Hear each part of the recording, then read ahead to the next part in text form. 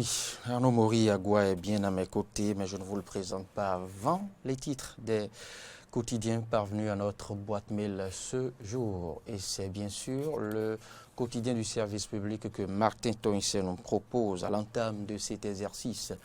Conditions d'organisation du scrutin présidentiel, les explications du ministre porte-parole du gouvernement, ministre de la Communication et de la Poste, Alain Oronla. Les explications d'Alain Oronla, ces explications sont à lire à la manchette du quotidien La Nation et puis le site de la Cour constitutionnelle. Je dirais le site rénové de la Cour constitutionnelle a été remis au président de la dite instance, Joseph Diogbenou. C'est à lire aussi dans les colonnes du quotidien La Nation. Vous pourrez lire bien d'autres titres comme un solde excédentaire de 45,6 milliards de francs CFA.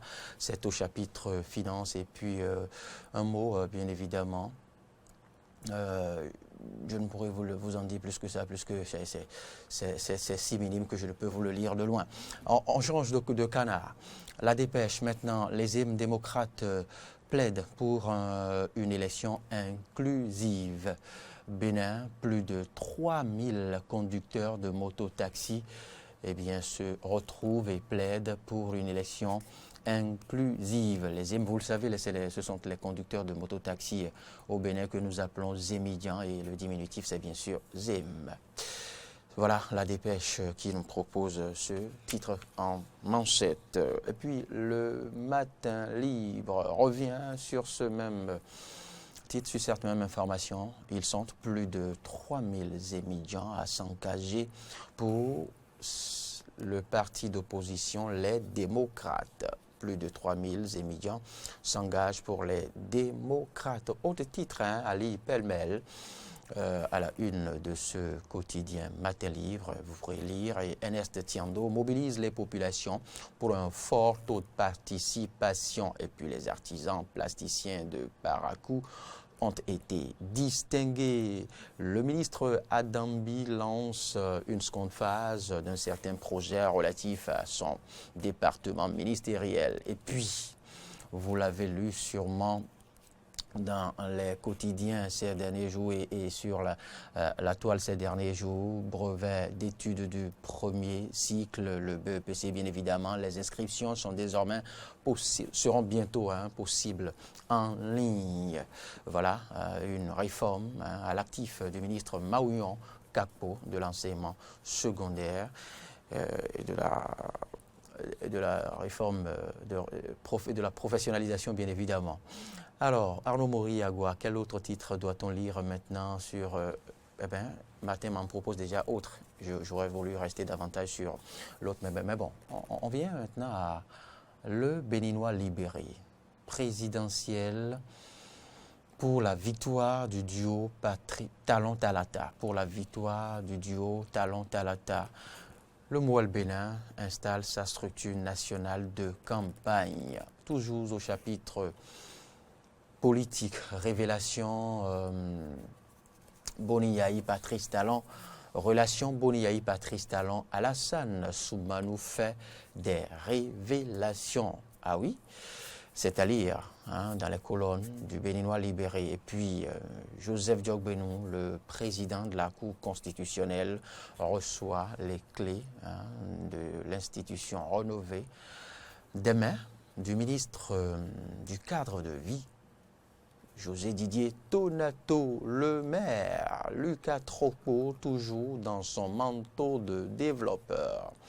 Le maire de la municipalité de Cotonou, toujours dans son manteau de développeur. C'est pas moi, je le dis, je ne fais que lire le titre proposé par la rédaction de Aboubakar Takou. Autre canard. Info Matin revient encore sur cette information relative aux conducteurs de moto-taxi Zémidian. Les conducteurs de taxi-moto s'indignent et dénonce. C'est à lire à la manchette de Info Matin. Bien d'autres titres sont proposés, bien évidemment, par ce canard. Bertin Kovi porte plainte contre Fred Hueou et Thibaut Ogou.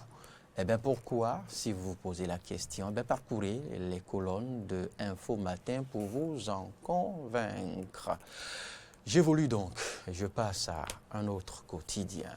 Le Soleil Levant. Le Soleil Levant qui nous propose une manchette provocatrice que je me garde de vous livrer. Je m'intéresse bien évidemment à cette information au chapitre international. Nicolas Sarkozy, affaire des écoutes, Nicolas Sarkozy condamné à 3 ans de prison dans un ferme.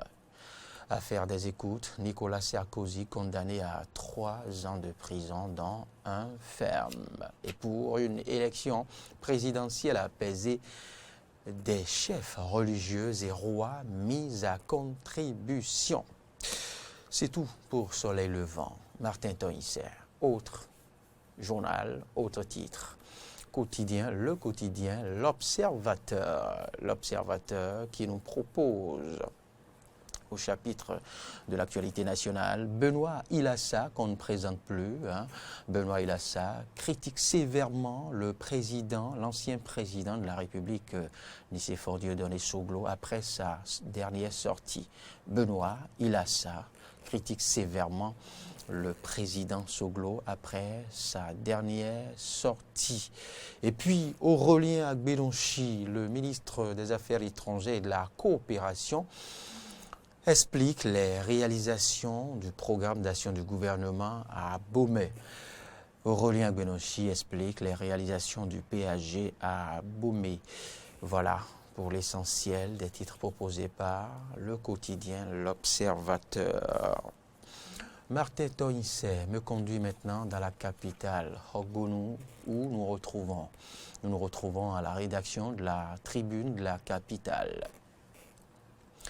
Parrainage pour la présidentielle du 11 avril prochain. La rupture persiste et signe. L'opposition fait grise mine. La rupture persiste et signe. L'opposition fait grise mine. Voilà un titre qui occupe la manchette de la nouvelle de la Tribune de la capitale. Patrice Talon face aux frustrations laissé par le ministre Maouyon Kapo. Scrutin présidentiel au Bénin, Patrice Talon face aux frustrations laissées par le ministre Maouyon Kapo. Peut-être un titre qui intéressera Maury et Arnaud Agua, qui sait. On évolue, Martin Tonisser. On parcourt l'économiste maintenant. L'Afrique consommatrice de produits finis délaisse de nombreux atouts. L'Afrique consommatrice de produits finis délaisse de nombreux atouts.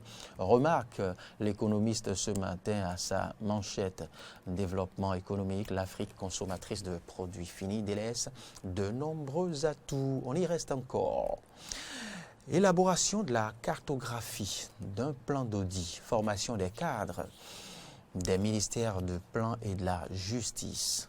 Élaboration de la cartographie d'un plan d'audit, formation des cadres des ministères du plan et de ceux du ministère de la Justice. C'est tout pour l'économiste. En 5 minutes maintenant, voyons de quoi retourne l'actualité en 5 minutes au quotidien. 5 minutes, le Bénin prévoit 1 million de tonnes. Production de riz au Bénin. Le Bénin prévoit 1 million de tonnes. À l'issue de cette rencontre, de cette audience accordée par le chef de l'État Patrice Talon en fin de semaine écoulée à une délégation de producteurs de riz venus du Nigeria. Et bien voilà, ce sera donc tout.